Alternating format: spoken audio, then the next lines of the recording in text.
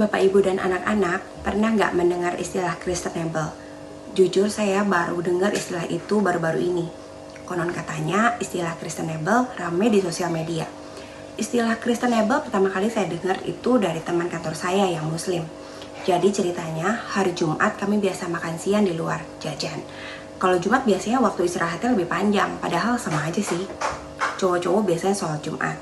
Waktu kita di lift, ada manajer saya masuk di lift yang sama.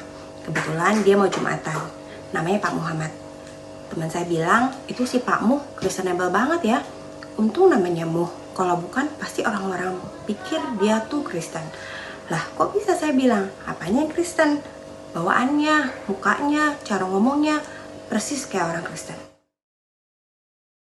Bapak, Ibu, dan anak-anak sadar gak sih hidup kita itu, apa yang kita perbuat, apa yang kita lakukan, itu diperhatikan oleh orang lain. Kita lihat Rasul Paulus menulis dalam 2 Korintus 3 ayat 3 yang berkata, karena telah ternyata bahwa kamu adalah surat Kristus yang ditulis oleh pelayanan kami. Ditulis bukan dengan tinta tetapi dengan roh dari Allah yang hidup. Bukan pada loh-loh batu, melainkan pada loh-loh daging, yaitu di dalam hati manusia.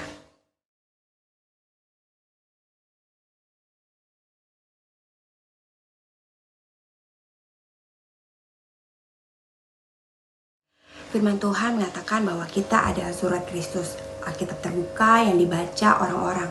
Orang-orang dunia nggak baca Alkitab, mereka membaca kita, membaca orang-orang Kristen. Dari perbuatan kita, dari perkataan kita, dari hidup kita, orang-orang bisa melihat, oh ini orang Kristen. Tuhan mau mengubah hidup kita menjadi surat yang hidup, yang berbicara mengenai Dia. Tuhan mau kita menjadi penjelasan yang hidup mengenai siapa itu Kristus.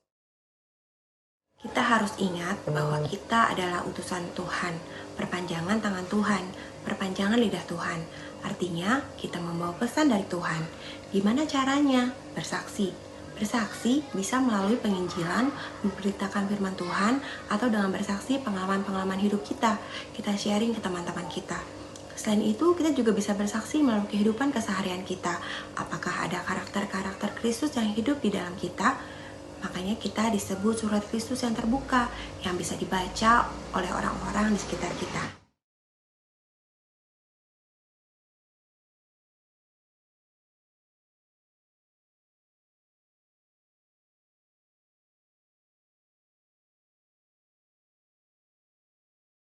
Sekali lagi, kita adalah surat Kristus yang terbuka. Maka sudah sepatutnya hidup kita mencerminkan Kristus.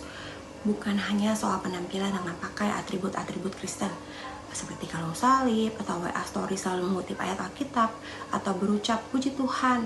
Bukan sekedar itu. Mencerminkan Kristus artinya melakukan kebenaran firman Allah dan melakukan pekerjaan-pekerjaan Tuhan. Bila kita hidup dalam kebenaran, maka dengan sendiri kita akan dikenal sebagai pengikut Kristus. Kiranya melalui perenungan ini kembali kita diingatkan bahwa kita ini adalah surat Kristus yang terbuka. Orang-orang bisa membaca kita, orang-orang bisa melihat karakter Kristus dalam hidup kita. Pesan ini bukan hanya untuk Bapak Ibu saja, tetapi juga buat anak-anak. Di rumah, di kantor, di toko, di pasar, di sekolah, di kampus, dimanapun kita berada, bagaimana hidup kita bisa menjadi kesaksian dan orang-orang bisa mengenal Tuhan dan memuliakan nama Tuhan. Amin. Terima kasih.